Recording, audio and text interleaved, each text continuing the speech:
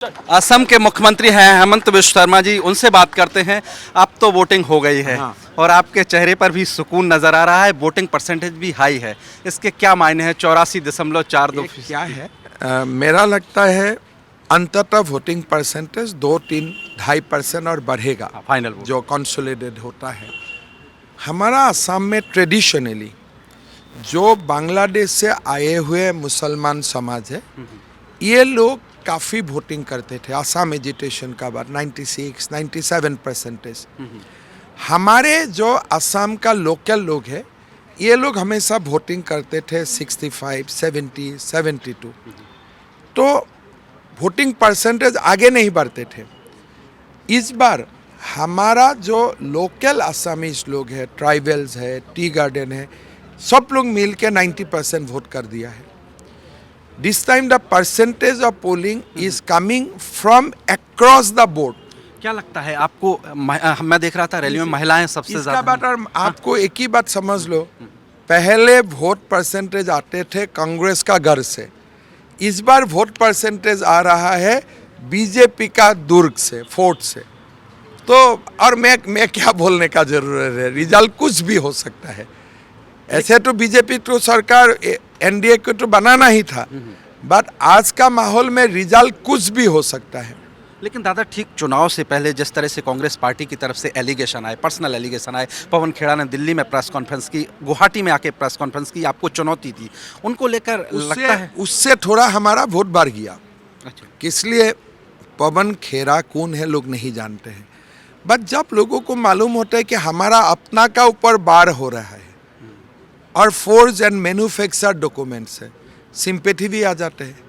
मेरा लगता है कि हर सीट में हमारा 5 से 7 हज़ार वोट इस कान के लिए बढ़े हैं। तो मैं देख रहा था आपने अगले दिन प्रेस कॉन्फ्रेंस की एलिगेशन के बाद यहाँ पार्टी दफ्तर में आपने पूरा दिखाया किस तरह से कनेक्शन है। वो दिन क्या मैं आपको बोला था, वो दिन मेरा मीटिंग में वीरवार गया ना, मैं आपको प्रेस कॉन्फ्रेंस में चैलेंज दे के गया था कि आज देखो मेरा मीटिंग में वोट बढ़ेगा, लोग बढ़ेगा। वो दिन मेरा मीटिंग में एलिगेशन का नेक्स्ट दिन मैं 3 मीटिंग किया, तीनों लगभग गौरव गोगोई का पार्लियामेंट्री क्षेत्र में किया। और मेरा जनरली जो लोग आते थे वो दिन दुगुना आए मीटिंग में।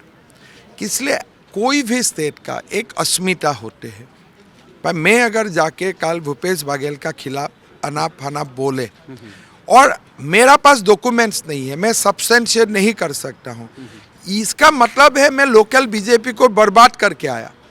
तो पवन खेड़ा का असम आगमन कांग्रेस को जो भी कुछ बसा कुसा था वो बर्बाद करके चला गया।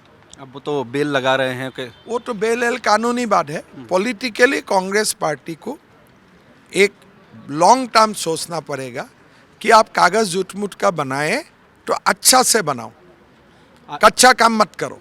आज आपने देखा होगा पवन खेड़ा ने एक और वीडियो जारी किया और कहा हमारे पीछे पुलिस आपने लगा दी। पुलिस ने, अभी तो एमसीसी चल रहा है। अगर मैं सीएम का कुर्सी में होते थे, आज तो मैं एक प्रकार से इलेक्शन कमीशन का अंडर हूँ, अगर मैं खुला होते थे असम पुलिस ने सीआरपीएफ को भी भेजता था, लेकिन आज मैं खुला नहीं हूँ ना, इसीलिए खाली पुलिस गया है। आज तो मैं तो कुछ नहीं इन्फ्लुएंस कर सकता हूँ, एमसीसी चल रहा है। अगर एमसीसी नहीं होते थे, पवन खेड़ा दिल्ली से हैदराबाद जा ही नहीं सकता था, बीच में ही फ्लाइट से उतार के ले आते थे। मैं वो तो यही कह रहे थे मैं गुवाहाटी में बैठा हूँ, आप रोकिए मुझे चुनौती। तब फिर खबर किया, वो 6 बजे भाग गए। हाँ। चुनौती दिए, फिर सुबह ही भाग गए। जब तक वो चुनौती हमारा नज़र में आया, हम भी तो सुनाव करके आया, जब तक वो वीडियो हमने देखा तब तक पवन खेड़ा दिल्ली, फिर दिल्ली से हैदराबाद वही दिन। तो इस पूरे मामले की पुलिस अभी कंटिन्यू इन्वेस्टिगेट करेगी पुलिस आफ्टर का इलेक्शन भी? देखिए, आफ्टर इलेक्शन भी पुलिस का जिम्मेदारी है इन्वेस्टिगेशन करना। लेकिन अगर बीजेपी का सरकार हो जाता है तो पवन खेड़ा जीवन का अंतिम दिन असम का जेल में ही बिताएगा। तय है, मतलब आपने झूठ मूठ किया ना, वो तो मैन्युफैक्चर्ड है। आप देखो, आप अगर दिन दहाड़ किसी लोगों को मर्डर करेगा कि भारत का कानून आपको सजा नहीं देगा? ये मैं देने का बात नहीं है, मैं एक वकील हूँ। कानून ये बोलता है कि अगर कोई ऐसा काम करता है इसका लाइफ इम्प्रिजनमेंट होते हैं। ये हिमंत बिश्व शर्मा तय नहीं करते हैं। भारत का कानून में लिखा हुआ है, अगर आप इलेक्शन रिजल्ट को इन्फ्लुएंस करने के लिए गलत दस्तावेज डीप फेक का इस्तेमाल करता है तो आपको जब लाइफ इम्प्रिजनमेंट। आज मैं देख रहा था, कह रहे थे राहुल गांधी का मैं सिपाही हूँ, डरने वाला नहीं। राहुल गांधी कौन है? वो तो खुद ही फंसने का उम्मीद है। ये मामला में राहुल भी तो फंस सकता है। कल अगर इंटरोगेशन में पवन खेरा बोल दे कि दस्तावेज मुझे राहुल दिए थे, राहुल गांधी का सिपाही, तुम्हारा शर्म नहीं आते है?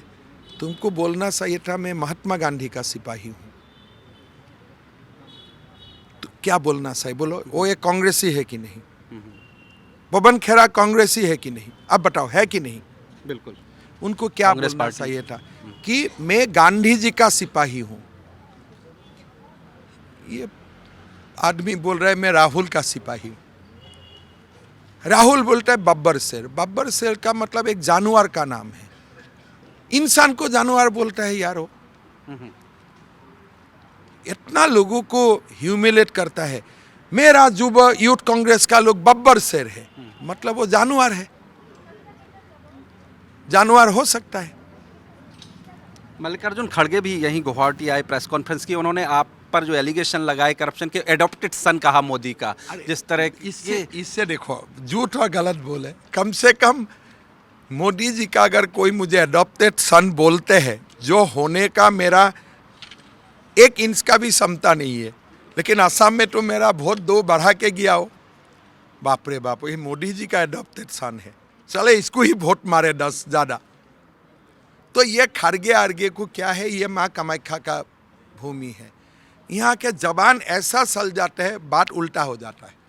तो दादा, अब कोई अगर सीएम को लोग बोलते हैं ये मोदी का एडॉप्टेड सन है, उस सीएम के लिए लोगों में वोट बढ़ेगा कि कमेगा?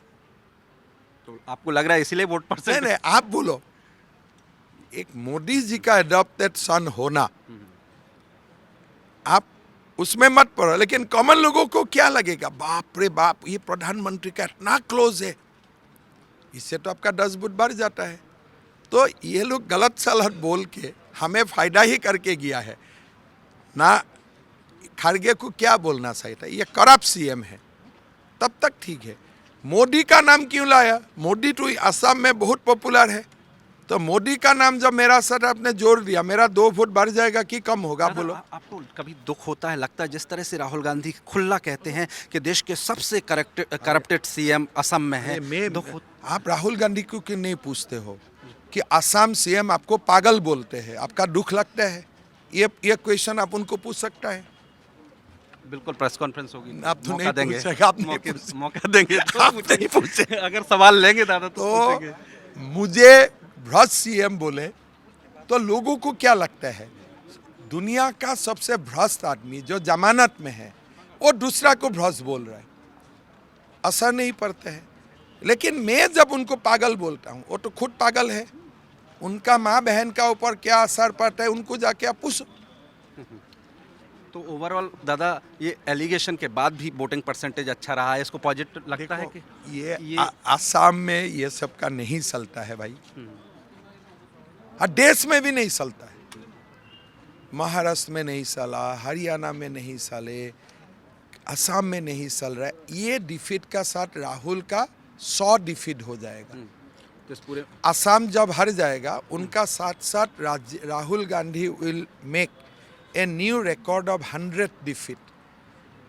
और गौरव गोगोई को लेकर क्या सोचते हैं? उन्होंने वो क्या है, साथ में रहे, कुछ नहीं है, चला जाएगा। ये सब कोई मतलब, गौरव गोगोई एक कॉम्प्रोमाइज है, नेशन के लिए एक ट्रेड है और देश के लिए खतरा है। जो पाकिस्तानी कनेक्शन आपने उठाया था, लगता है उसमें अभी भी कुछ संभावना है? वो संभावना तो मैं तो भारत सरकार को पुश ही कर रहा हूँ कि इसको लॉजिकल कंक्लूजन में लेके जाना है, बिकॉज काफ़ी स्ट्रॉन्ग केस हमने दिया हूँ।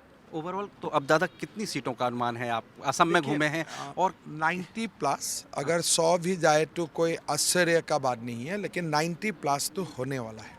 एक अंतिम सवाल दादा, मैं देखा कि पूरे चुनाव में आप नाचते झूमते कई जगह रहे, लेकिन हमलावर रूप में नजर आए, एग्रेसिव मोड में नजर आए, एग्रेसिव विपक्ष पे खास तौर ना हमारा, आप लोगों ने कौन सा मेरा सभा देखा है? मैं कोई सभा में गांधी का नाम भी नहीं लिया।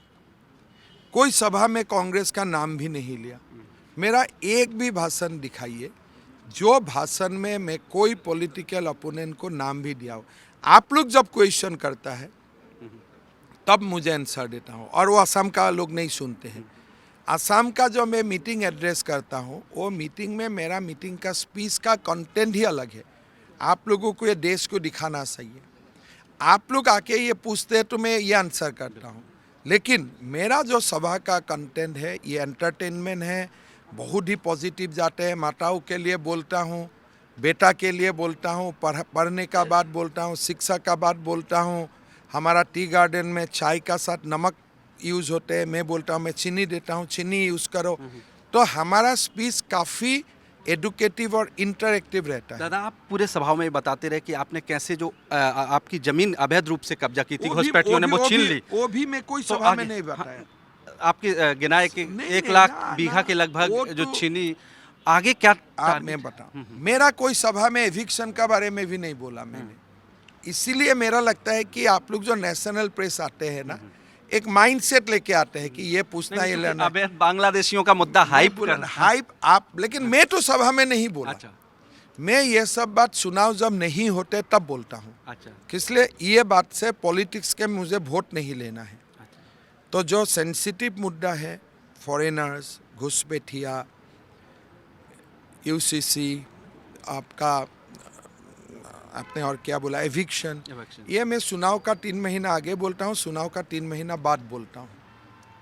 बाकी ये मेरा कोई भी स्पीच में आप सारे लोकल जर्नलिस्ट से मेरा मीटिंग का स्पीच ट्रांसलेट करके दिखवाइए, मैं कुछ नहीं बोलता हूँ। तो अब अगले 3 महीने में हेमंत दादा उन पर काम करने वाले हैं।